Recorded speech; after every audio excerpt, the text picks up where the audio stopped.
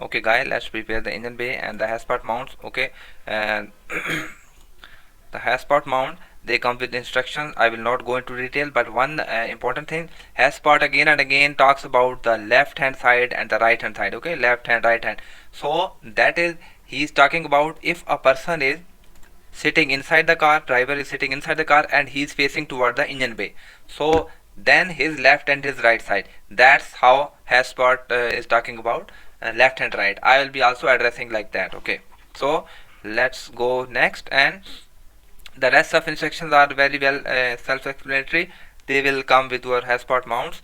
And another thing, these are, he is preparing the mounts, and this is after, this is the engine side mount. Remember that two mounts will be mounted on the transmission and one to the engine side.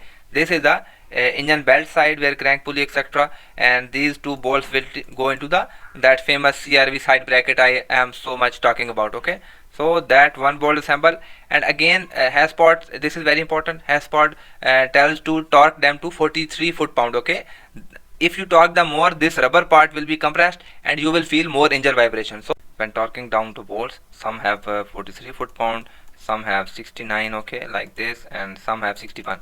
So just follow the instructions for that. So next, this is the left side transmission mount. There is one technical point about this mount. I'll tell you what that is. Remember that triangular pattern 1 2 3, and this will mount on this side of the transmission. Okay, 1 2 3 pattern. Okay, next, this is after this mount has been installed in the engine bay, and there is a tricky point. This has one and other is hidden behind that, two bolts, and one bolt is going under. Okay, this one, there is one bolt, one is hidden here, and this is, he is tightening the bolt. Okay, this bolt, sometime what happens is the car sometimes don't have hole for this bolt. Okay, so in, for example, in my Honda Fit, there was not a hole in here altogether. So what we did was we drill a hole and welded a nut over there. Okay, if you have a welding facility, then that will be good. In my CRZ, what happened was the hole was already there. Okay, but this was not threaded. Okay, these are the upper hole and this is the lower hole. Okay, this was not threaded. So what we had to do was we had to make another rounded hole to the opposite side of the body, so that we can pass a nut from opposite side and then tighten it. Okay, you can use any circular saws. Okay, so this is after we applied that bolt. Okay, so if you have a welding facility, just weld a nut over there. Okay, like we did, and you don't have to make another hole from the opposite side like we did. The other point, as now the transmission is insulated by this the polyurethane rubber bushing, so you have to use this extra earth. Okay, this comes with the HAsport mounts, and just apply a thick wire to this one. I will show you. This is the one which also comes with the HAsport. So another very important point is there are two holes in the brackets. Okay, the upper hole and the lower hole. Okay, the HAsport says that if you are mounting a K24, look here, it says if you are using K24, use the top holes on the bracket, because the K24 has 1.5 inch longer deck height. Okay, so if you mount the K24 in lower position, the ground clearance will be issue, but I have been using the K24 in the lower hole and ground clearance is still excellent. Okay, so if your car is not lower to the ground, then you can use the lower hole for even a K24, and that will leave you a nice hood clearance. Okay, if you want to add a turbo or something like that, there is more space on the hood. Plus, as lower the engine is in the engine bay, the handling of the car, front wheel car, is very much improved. Okay, I recommend using the lower hole on both K20 and K24. But there is another technical point. This is the rear mount. Okay, so if you are using the if you have used lower hole on both of these brackets, but on the posterior mount you will use this lower one. Okay, not this one.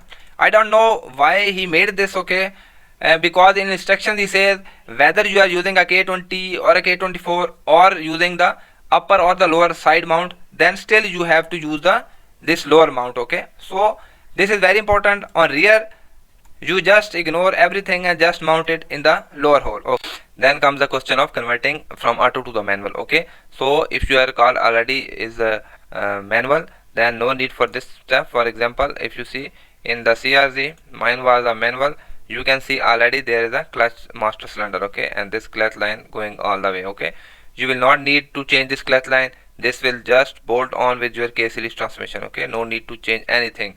But if your car is automatic or CVT, then this space will be empty.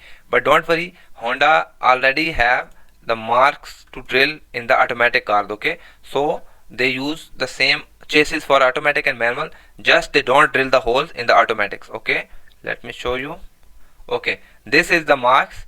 These marks are already there, just what we made the holes in it. Okay, then after cutting the holes, you will drill a circular hole. We need to bigger this hole because we will pass this thing will go through that. Okay, so that then again those circular drill bit I saw, these will be a lot handy. And then the you can use either Honda Civic clutch master cylinder which has a delay valve in it. Okay, or in my CRZ I replaced this one with a EM1 Civic one that don't have this triangular thing. Okay, this triangular thing contains a clutch delay valve, so that is for safety of your transmission and for the smooth entry of the gear. But if you want to shift fast, then you don't need this triangular pattern. I will show what I used. Okay, this is the CRZ one remove. Look, that triangular pattern. And then this is another view. Let's go. This is the EM1 one. Look, this is the same pattern pointing upward, and similar is the clutch line. Okay, clutch line and this reservoir both are pointing upward. Okay, so whichever you buy from junkyard or from the eBay etc., then look for these directions. Then this is the EM1 Nissan CMC. This is the original. Okay, another thing, tricky part is that the rod lengths are different. Okay, so look at that. Okay, this is your CRZ one or the newer Honda one. This is the old EM1 one, and this don't have this triangular structure, but look at the rod lengths. Okay, this is starting from here and this is starting from here. Okay, so no need to panic, just remove this rubber and there is a lock inside, and just take out the lock, and this is the lock I'm talking about. Both rods are out. Okay, so this one is slightly longer. Just replace the rods, put the EM1, put this one on the EM1. Okay, this one on the EM1. Okay, so that will cover your clutch master cylinder. If you have one, if you don't have one, then it's your choice. If you want to order the EM1 one which don't have that delay valve, or you can buy the CRZ one or the Civic one from junkyard or order from eBay etc. Okay, so and for the clutch slave cylinder, this already comes with the transmission, this one. So either you have automatic, you don't need to order this one. If your transmission is missing this, then order this one, clutch slave cylinder. Okay, or if you want to order, there is an upgraded option and on the K tune, and those have already all the options, the clutch master cylinder, the slave cylinder and the whole kit. Okay, whichever you want to buy. Okay, this is very strong one, and this is your choice. Okay, that's a nice upgrade if you want to use in future the heavier clutches, the twin disc or the 6-pack clutches, then these will hold fine. Okay, a small but important thing, if you are ordering a clutch master cylinder, and just order the reservoir and this line too. Okay, or you can separately order a clutch reservoir and add a rubber line to it, but I recommend buying them both together. Okay, this covers our clutch cylinder. And then installing the clutch pedal. If you have an automatic, of course you don't have the clutch pedal, so I recommend order the one which have this clutch pedal sensor switch. Okay, this one, clutch pedal position sensor, because CRZ uses a feature in which when you plus the clutch pedal, only then car will start. Okay, so if you want to keep that feature, just buy the one which have this sensor. Okay, this one. Another view, this is that sensor, the button thing is going. Okay, there's another view. This is the clutch pedal of the Civic. This is your clutch position sensor. So that depends upon you. Okay, there are plenty available in the junkyard or eBay etc.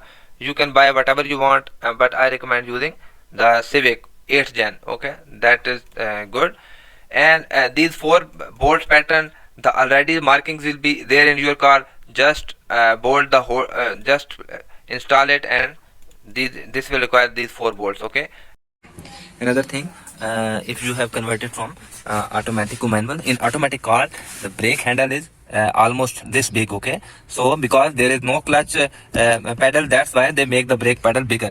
So what I did was I shaved off almost 1.5 inch from it. Okay, before this was just here. Okay, so these were so near. Sometime when depressing the clutch pedal, my foot, if I was wearing a bigger shoe and the wider shoe, then my foot would hit the brake pedal. Similarly, hitting the brake, sometime my foot would hit the this pedal. So with the grinder and this one, I trimmed almost 1.5 inch from it. I will show you my CRZ one.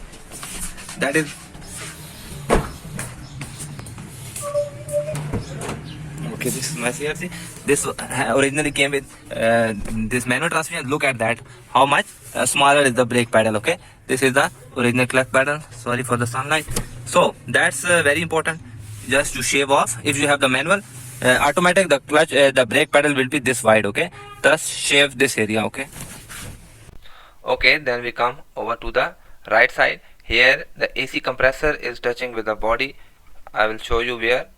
Here is the AC compressor. This will touches here in the body, so we need to trim this metal here, and this is the area marked which needs to be trimmed. And I think this should be slightly below, because here is the area where that pulley is. Let's see, this is the area. If you want to cut it out, that will slightly weaken the body. So what I did was I hammered that thing inside. Okay, just tap with the hammer. This is very thin metal, this one.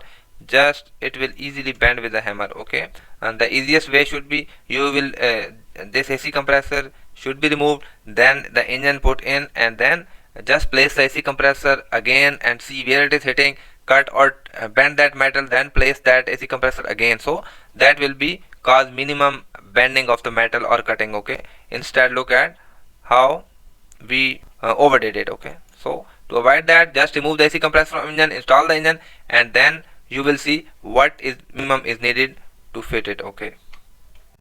Okay, and apply some heat tape, heat shielding over the back side.